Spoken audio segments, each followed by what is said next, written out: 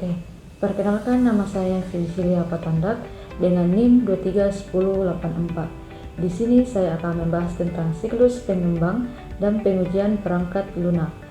Presentasi ini membahas siklus pengembangan perangkat lunak, peran krusial pengujian dan berbagai metodologi serta pengujian jenis yang relevan bagi mahasiswa dan profesional IT.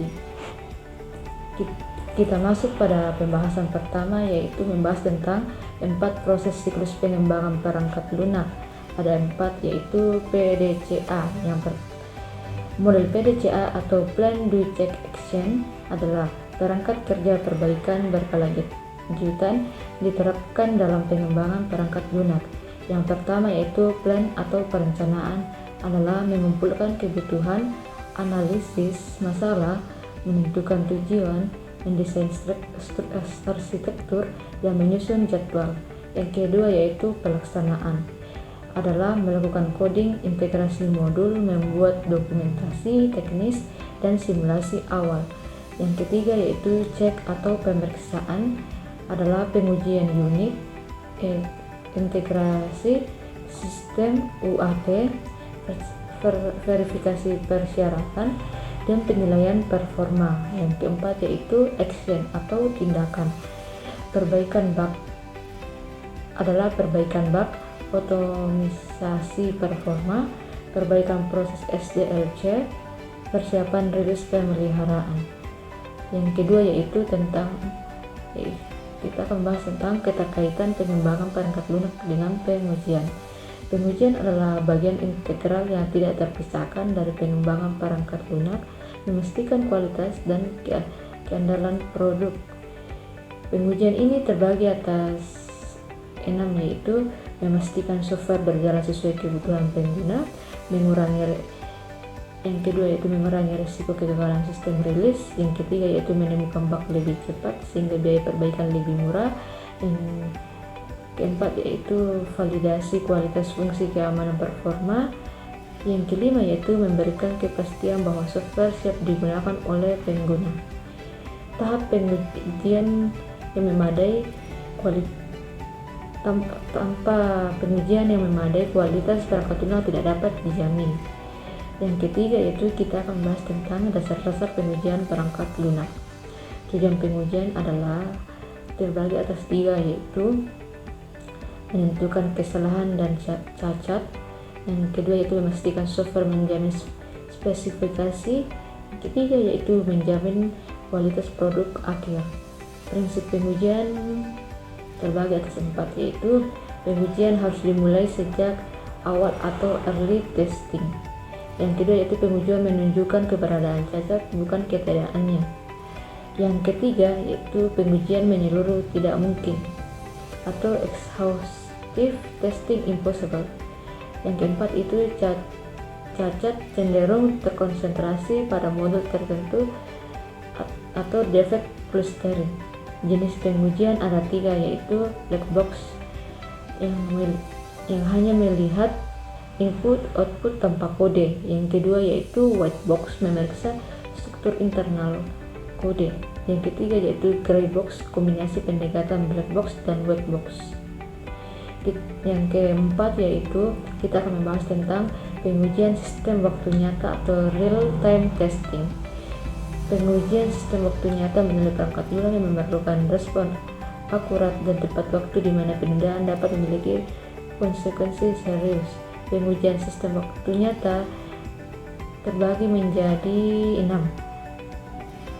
yaitu sistem iPhone, pesawat atau autopilot dan navigasi. Yang kedua itu kendaraan otonom. Yang ketiga yaitu alat medis meliputi monitor jantung dan ventilator. Yang keempat itu sistem robotik, dan yang kelima itu sistem industri otomatis atau PLC dan SCADA atau SCADA. Yang keenam yaitu sistem militer, radar dan peluru kendali. Yang kelima kita akan membahas tentang faktor pengujian kritis atau testing factor. Terdapat 15 faktor pengujian, namun 3 yang paling umum menjadi fokus utama dalam memastikan kualitas perangkat lunak. Yang pertama yaitu fungsionalitas. Memastikan setiap fitur bekerja sesuai spesifikasi. Tanpa fungsionalitas yang benar, software tidak berguna. Yang kedua yaitu keandalan. Software harus stabil dan berfungsi tanpa henti dalam berbagai kondisi krusial untuk sistem yang terus beroperasi. Yang ketiga yaitu kemudahan pengguna. Antarmuka harus intuitif dan mudah dipahami pengguna. Software yang sulit digunakan cenderung tidak dapat diadopsi. Yang keenam yaitu kita akan membahas tentang alpha testing dan beta testing, tahap evaluasi penting. Alpha testing yaitu dilakukan oleh tim internal developer atau QA yang dan lingkungan pengujiannya yang terkontrol. Contohnya yaitu pengujian aplikasi kasir oleh tim internal sebelum rilis. Beta testing adalah yang dilakukan oleh sekelompok pengguna terbatas atau user beta, bertujuan mengumpulkan umpan balik dari penggunaan nyata. Contohnya yaitu aplikasi Android dirilis ke 50 pengguna terpilih untuk evaluasi awal. Pengujian perbandingan yang kita akan membahas yang ketujuh yaitu pengujian perbandingan atau comparison testing. Metode pengujian yang membandingkan suatu sistem dengan sistem lain untuk mengevaluasi kinerja dan kualitas. Aspek yang dibandingkan yaitu performa, kecepatan proses, akurasi output dan stabilitas, pengalaman penggunaan, UA atau UA dan UX. Manfaatnya yaitu menentukan software mana yang lebih efisien, membantu memilih alternatif terbaik, memastikan sistem baru lebih baik dari versi lama. Pentingnya pengujian dalam inovasi ini. Pengujian bukan hanya tentang menemukan bug, tetapi juga tentang mendorong inovasi dan membangun kepercayaan pengguna. 90% kepuasan pengguna meningkat secara signifikan dengan pengujian yang cermat. 75% pengurangan biaya. Bug yang ditemukan di awal pengembangan jauh lebih murah untuk diperbaiki. 50% waktu pemasaran. Pengujian yang efisien dapat mempercepat waktu rilis produk. Kesimpulannya, kunci sukses pengembangan perangkat lunak adalah memahami dan menerapkan siklus pengembangan perangkat lunak yang komprehensif didukung oleh strategi yang kuat adalah untuk menciptakan produk berkualitas tinggi. Dilakukan oleh 3 yaitu proses berulang. Gunanya itu pengembangan dan pengujian adalah siklus yang terus menerus untuk perbaikan. Kualitas adalah utama. Investasi dalam kualitas dan reputasi.